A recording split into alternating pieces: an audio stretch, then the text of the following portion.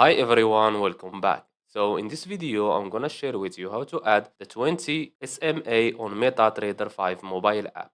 So just follow me and follow the steps. It's so easy and simple. So first of all, open your MetaTrader 5, then click on this icon right here. Now click on F plus and choose moving average.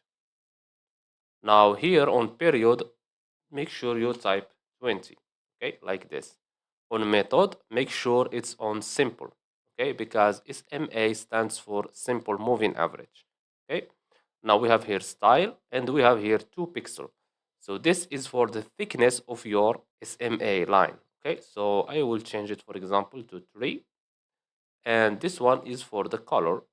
So let's choose, for example, this color, purple, and click on save. If we go back, as you can see, this is our 20 SMA. And that's it. So I hope you found this video helpful. Don't forget to give us a like and subscribe. Thanks for watching. See you in the next one.